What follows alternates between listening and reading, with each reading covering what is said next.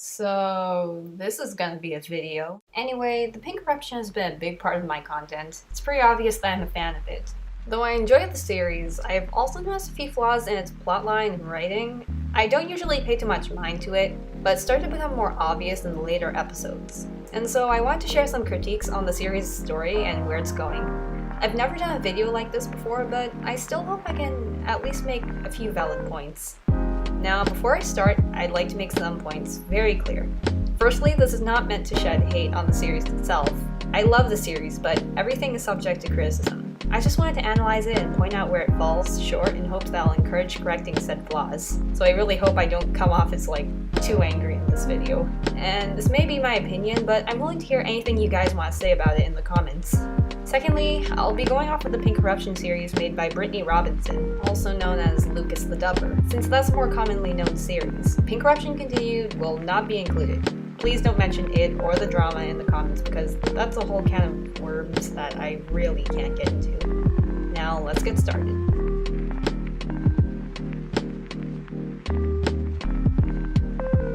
In episode 7, a new side plot was introduced to TBC, the family search. And as soon as it was introduced, I already knew there'd be issues with it. To start, prior to episode 7, there's no build up to this or foreshadowing that this conflict was a thing. The only attempt at such planning was when Ira said he was reminded of how Pentellow never talked about her family and the gang's encounter with Syntagon. However, this was never hinted at during the scene or any scene in episode 5. The lack of any build-up just made the side plot seem like a last-minute idea from the writer. As for the family search itself, I find it to be a very boring side plot. I'm usually not against having side stories along with the main story, but only if it's actually compelling. For the family search, the direction it's going seemed too predictable at first. Although the end of episode 9 might be promising of the story going a different direction. That's about the nicest thing I can say about it though. The characters involved have just as much personality as a wooden table. For me, Hexagram and Quintagon just didn't seem all that likable or interesting at first.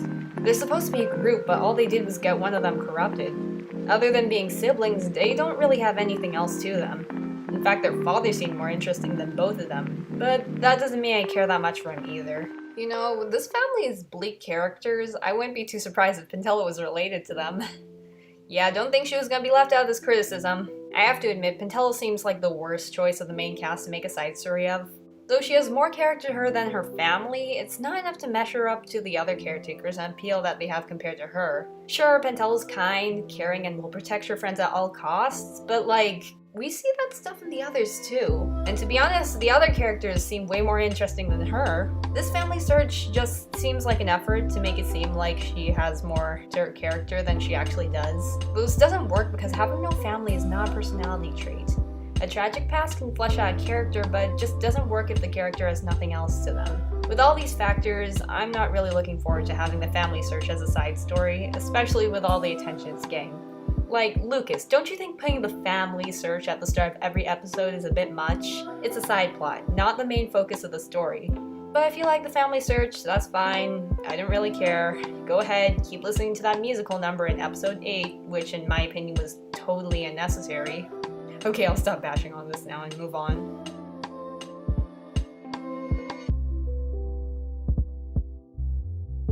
With all that stuff I said about Pentellow, don't think I wasn't gonna talk about the others too. Though the main cast has their pros, that doesn't mean they're exempt from any cons. Well, actually one might be. Out of the main cast, Ira seems to be the best written character of them. He's a useful member of the main cast, having leader-like qualities which propel them forward. He sometimes comes off as harsh, but usually with good intent, like to point out a grave mistake. He's also known to be a jokester, even if his sense of humor is quite dark. And the series gives him an adequate amount of attention to display his character. Overall, Ira seems like a pretty rounded out character, pun intended, even if he's only part of the supporting cast. As for the rest of the cast, they also seem to have promising qualities, but there's always something that either suppresses that potential or ruins it. An example of the former would be Pyrer. He's the first caretaker who stopped the first Pink Corruption with the help of their hero Gold. He's also a monster but tries to act kind despite the reputation of his kind to his shapes. Despite having the potential of being a more interesting and prominent character, he doesn't actually do much in the series. Most of the time, more notably in the recent episodes, he's just there. Which is a shame since he could probably contribute more to the team other than the occasional breaking shapes joke. Power's not the only one who's subject to being pushed aside for no reason. I've also noticed that there seems to be an imbalance with the heroes. Despite them being portrayed as important beings, half of them don't get a lot of attention. For instance, Savorite is a bubbly hero who's fought against many corrupts. They've also matured and are even more powerful now. Cyanide, being the hero of the protagonist, has also gotten character development. They seem to struggle with being useful to the team, but also to work in favor with the others. Now, think about notable things Orange and Gold have done so far. If you're drawing a blank or can't find as much as the two other heroes, I don't blame you. I can't help but wonder if Lucas might have been playing favorites when it came to writing the heroes. Like, come on. Savorite has fought almost all the JSAP-style boss fights, while Gold only has gotten one line of dialogue. And I know I might come off as nitpicking or overreacting, but why I really want to point this out is because these are characters that are part of the main cast. Usually the characters in the main squad all contribute to supporting the protagonist and pushing the story forward. And when some of the characters in the main cast are acting more like background characters, that's when there's an issue. The main squad of a story should all get equal attention, or at least a fair amount based on their potential or if it's fitting to the plot. So there's no issue with Savorite getting development and all, but there are 4 heroes in the series who are all kind of, saviors of their world. So if all of them are important, then you should all give them time to shine.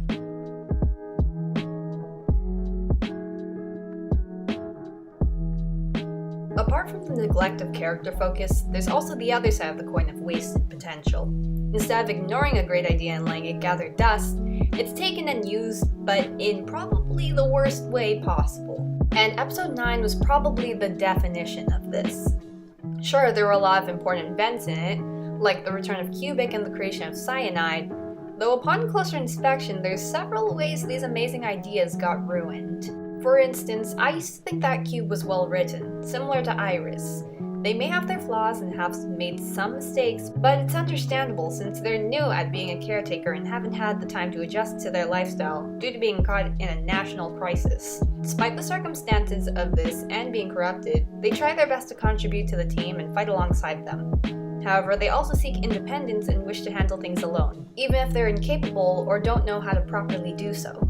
Their personality isn't perfect, but they weren't a bad character in my opinion. That is, until episode 9, where they got corrupted again. Firstly, the way Cube dealt with Cubic was just so foolish, even for them. I know that Cube has slipped up before and is trying to handle things themselves, but I couldn't believe it if they wanted to go into battle like that without planning properly. The most they thought through is what they do if Cube got corrupted, which is just proving that they knew they couldn't handle this. Couldn't they at least consider getting someone to help prevent said scenario from happening? Speaking of the others, I know that I was mostly hard on Cube when they got corrupted again, but this wasn't only their fault.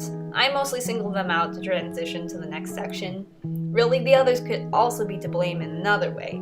The others knew Cubic would come eventually, but none of them discussed what they would do if Cubic were to actually come.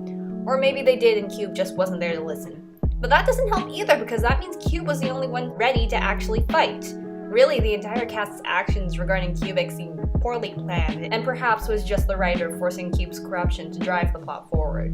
But Cube isn't the only quadrilateral that caused the writing of the series to derail. In episode 9, a corrupted hero named Cyanide was created to aid Dove in conquering paradise. Cyanide, huh? Fitting names, as that's what they make me want to ingest.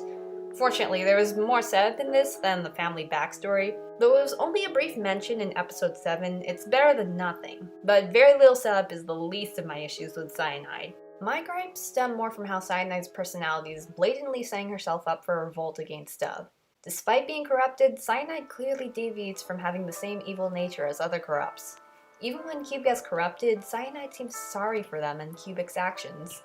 Being a corrupt, it makes no sense. I'd expect Dove to try and program them to be more evil, judging on how they seem to be basically a robot. They even seem to trust Cyan as soon as they call them out on their actions, not even seeming to doubt the words coming from their enemy. At least the family search wasn't being this predictable, though it should be considered that Cyanide has only just been introduced. Maybe they'll eventually subvert expectations, though unlikely, only time will tell.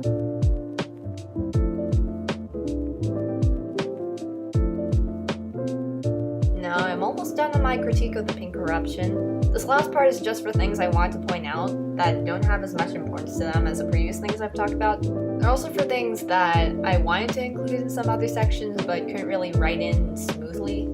So in the very first episode, you know the sequence where they seal Dub? A lot of us probably felt like it was unnecessarily long. Well, I actually timed the sequence and apparently it's 56 seconds long. Yikes. I know a pilot's supposed to be kind of slow, but like that was just kind of painful to watch. Anyway, back to episode 9. Gosh, I should stop bullying this episode. Anyway, in the battle against Hexadick, that's a very suspicious name, Samurai takes damage, leaving a third of their face missing, but for like the rest of the episode, no one really addresses the fact that they're part dead and all. Like, shouldn't we be focusing on like healing Sav or something?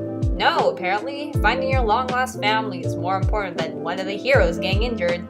You know, the heroes that are supposed to be saving paradise. And the last thing I want to mention, my unorganized ramble, is that in episode 9, Pyre has 0 lines, which kind of hurts. That's because he's your favorite character. Shush. Now you.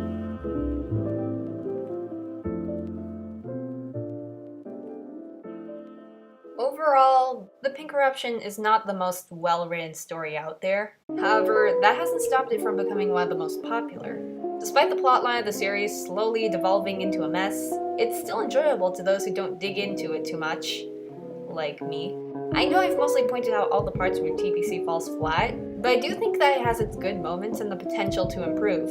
In my opinion, the first 5 episodes were pretty solid. Not perfect, but they were enjoyable. And despite all the time I've spent dumping on episode 9, it really does have some cool ideas that could work if written in a better way. And even if some characters don't get as much screen time as they deserve, like Pyre, I still find them enjoyable characters. It's just that the way things are executed is just not there yet. I'll still keep up with the series, but I just hope these issues get resolved in the next episode. Because I don't know if I could bear seeing the family search at the start of another episode. Before I end the video, I have to give credit to Graphite Pencil for inspiring me to make this critique in the first place. We had a conversation about the series' writing flaws, and they brought up some pretty good points. They're also pretty neat artists, judging by the few videos they have. Also, the speed paint in the background was courtesy of yours truly. It was just part of a collection of redraws of artwork I made about half a year ago. Yeah, remember these old relics?